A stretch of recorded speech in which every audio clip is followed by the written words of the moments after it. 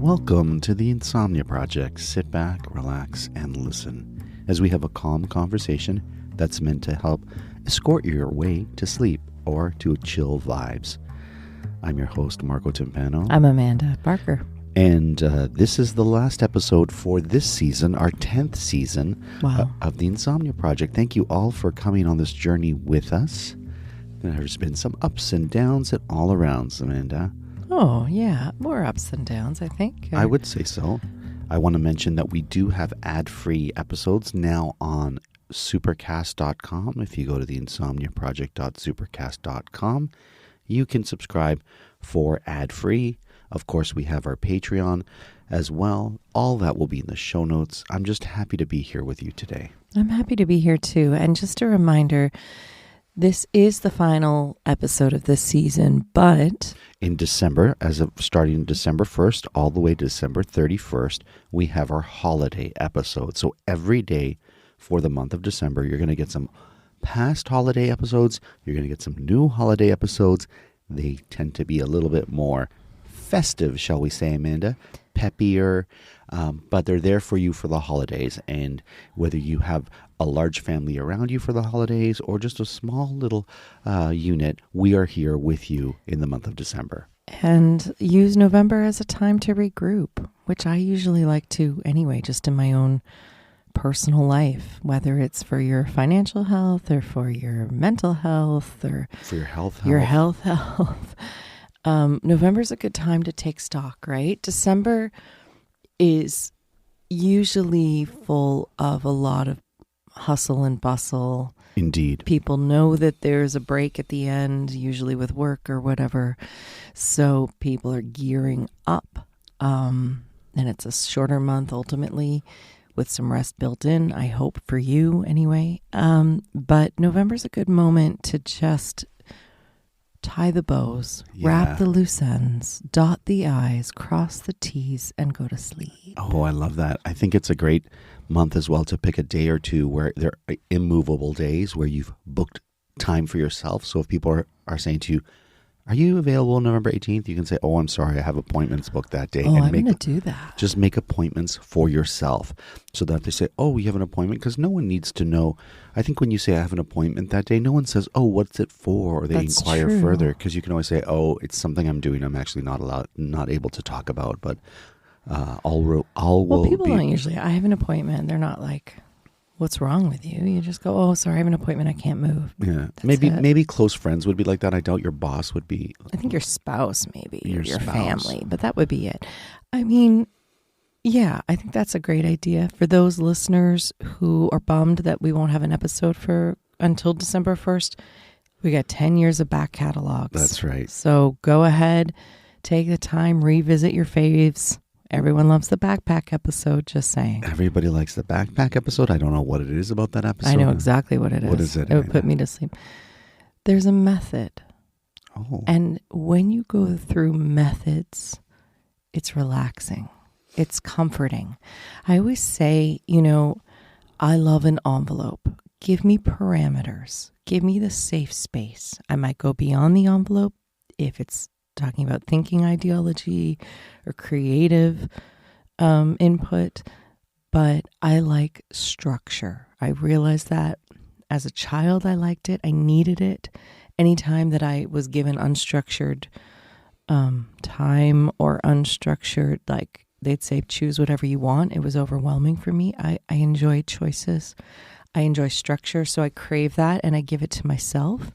And structure for me is relaxing and it puts me to sleep. So when I go through each part of what I like to pack methodically in a backpack, I think there's a gentle structure to that. That's soothing. For me, there is. Oh, I love that. Mm-hmm.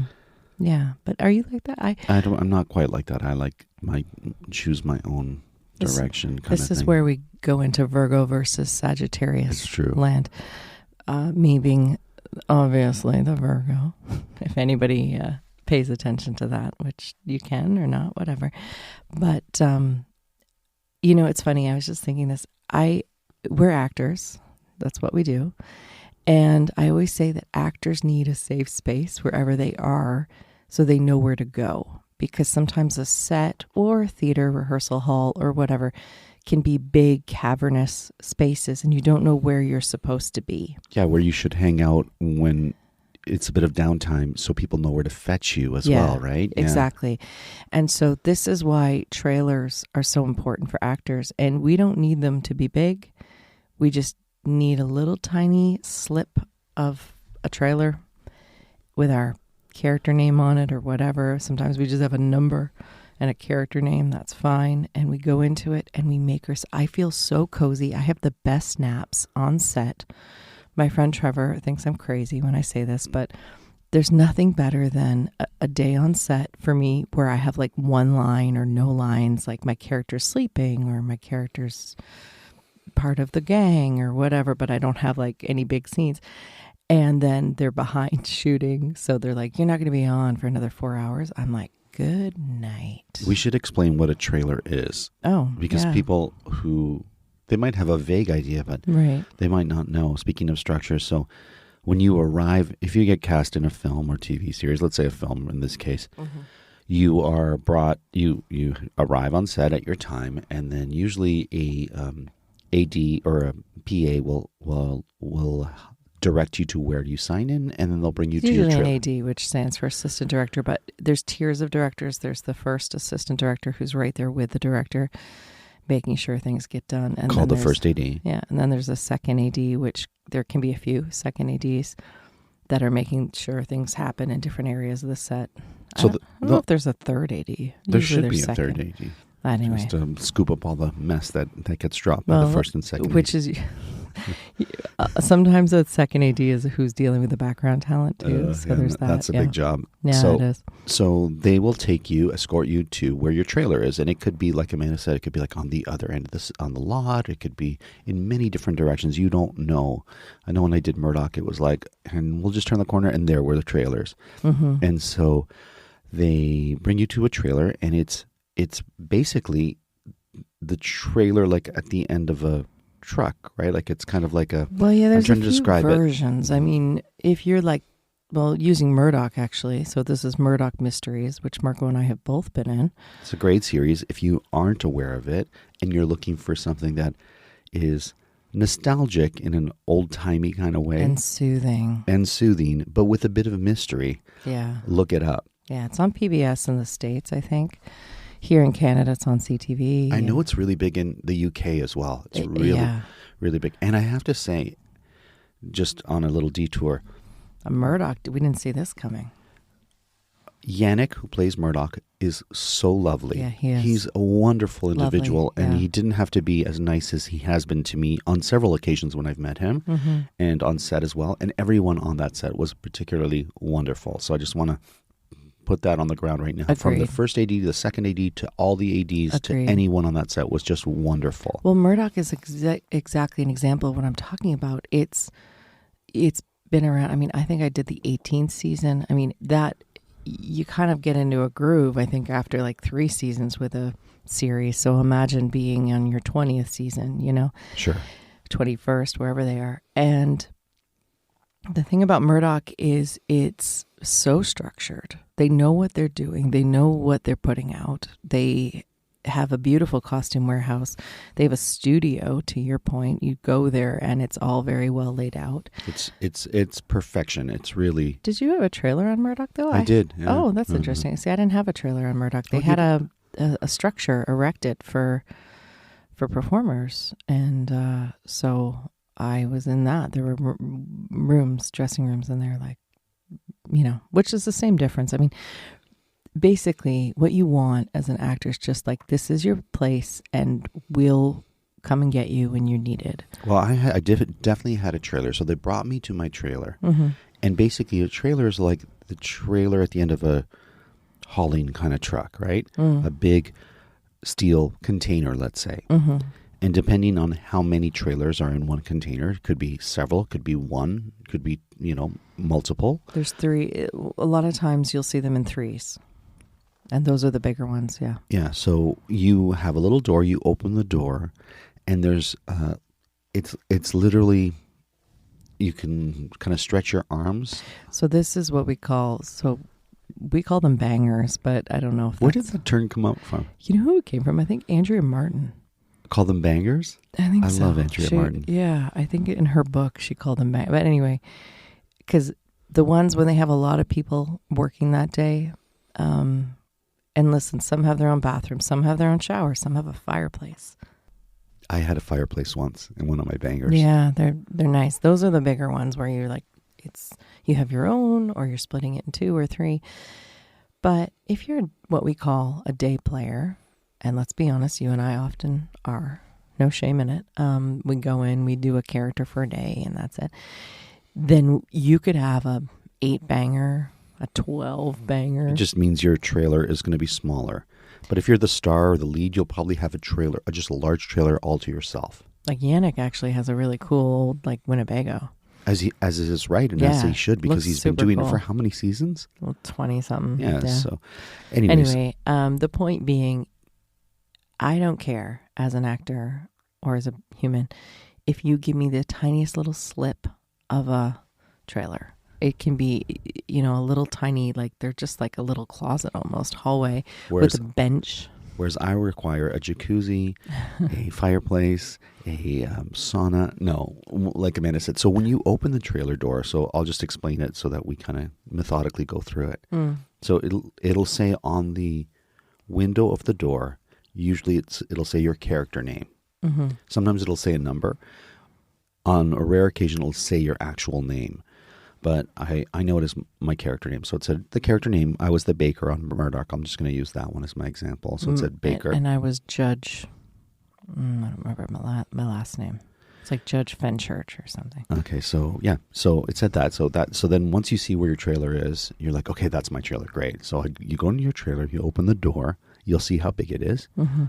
And usually your wardrobe that you're going to be wearing that day is hung on a hanger because you're going to change in your trailer as well. I think that's you've had a fitting usually, but prior to this. So you've talked about options with the wardrobe people so they know. So you know it's going to be one of like 8 options. And then you see what the director and the team chose hanging there. Yeah, and it's usually really nicely pressed. It looks, it's just laid out so lovely. And you're like, oh, that's what I'm going to be wearing today. And for us ladies, like your earrings, your watch, any of that stuff that they've chosen for the characters in like a little dish, like a little box next to it.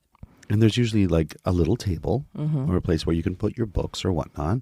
Usually there's also a television set kind of fastened to the top corner of the trailer somewhere. But it never works with like a VCR. I mean, it depends on what generation trailer you have. Some of them are old.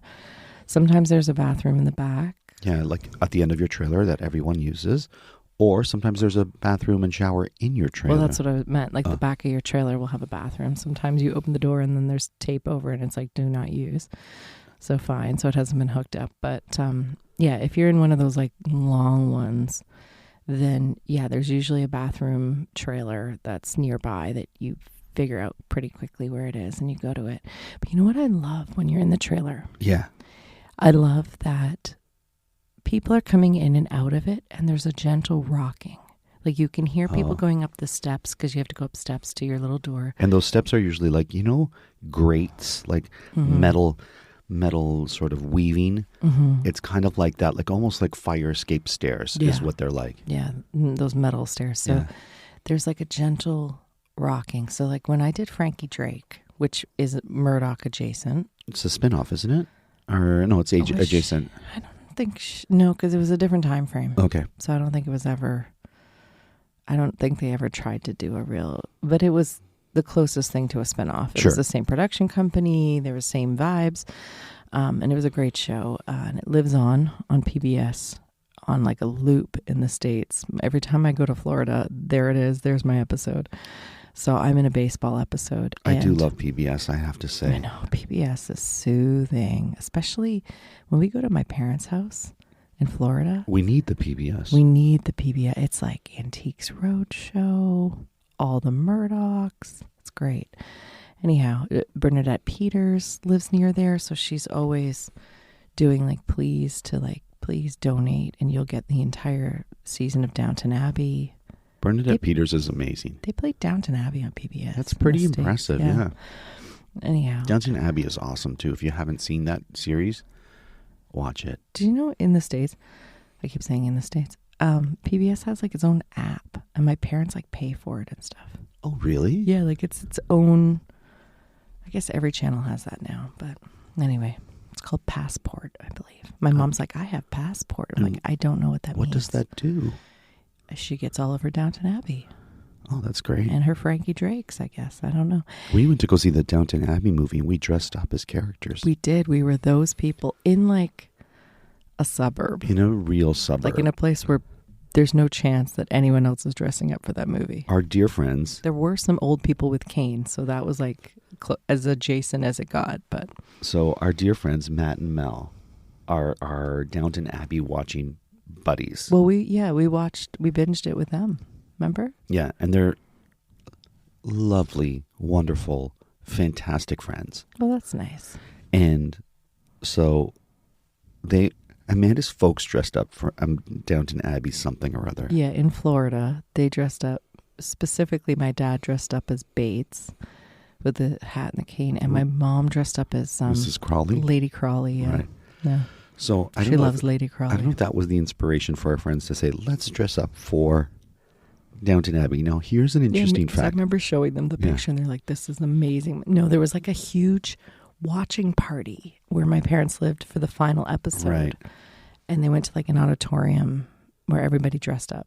So our friends knew this, and then this film that recently came out, they're like, let's dress up. And one thing, listeners, you should know is that Amanda's much more likely to be the one who wants to dress up and make a bit of a spectacle, whereas I'm much more, and it's weird because I know I'm an actor, I'm much more reserved when it comes to stuff like that. I don't like to be the center of attention if I'm not on stage. It depends. Last night I had an opportunity to dress up and I did not do it. It really depends. Sometimes I really do want to fade into the background.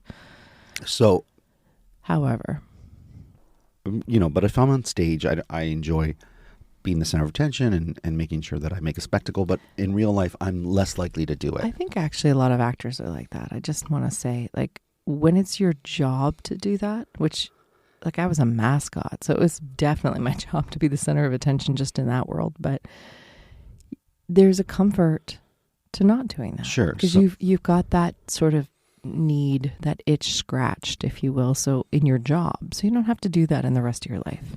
Sometimes I think... Sorry. That's good. Sometimes I think people who are so dramatic and wanting to be the center of attention, it's like you just pick the wrong profession. You need a place to channel that so that your personal life doesn't have to look and feel like that. But anyway. Sure. So anyways, Amanda really got dressed up and you were fretting about something. You didn't have the right bloomers or something. I don't remember. I was for sure not wearing bloomers. Whatever it was, you were like fretting. I think you're conflating to dress up. No, you were. I think you're thinking about the Titanic. No. Oh yeah, you were.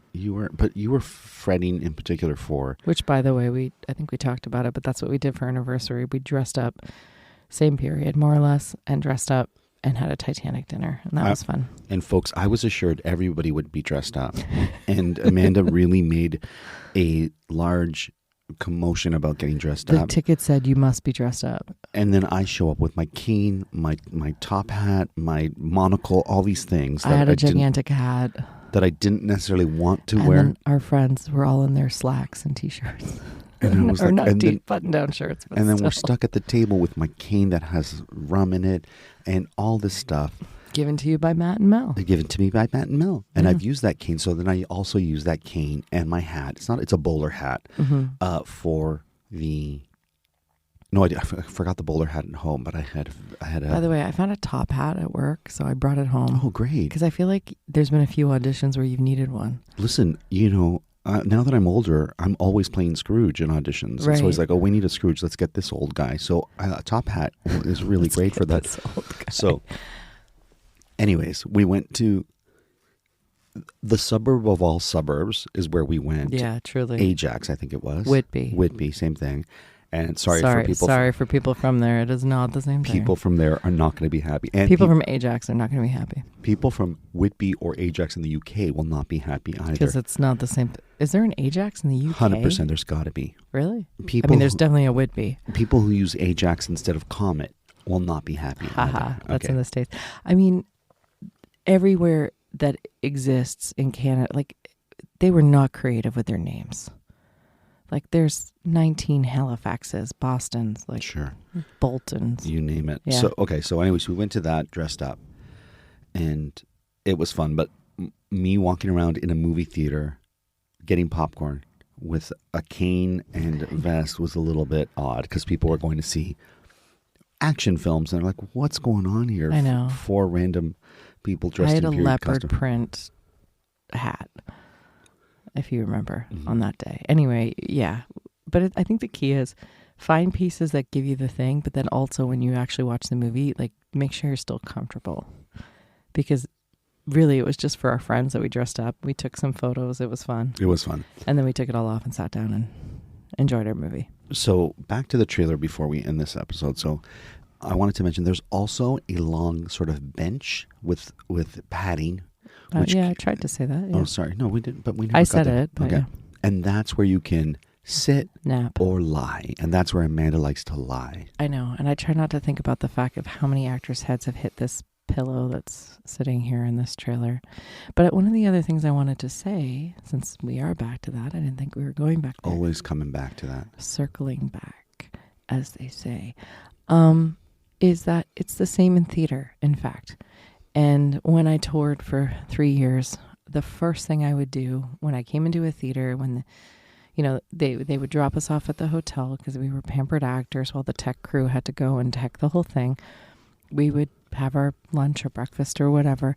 But once we got into the theater later in the afternoon, the very first thing that you do is, where is our green room? Right. Where is our space?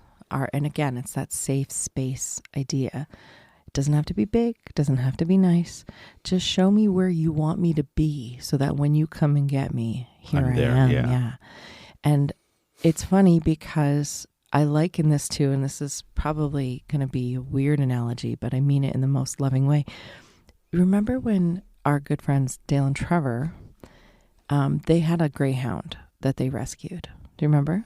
Of course I do. All their animals love me. It's true.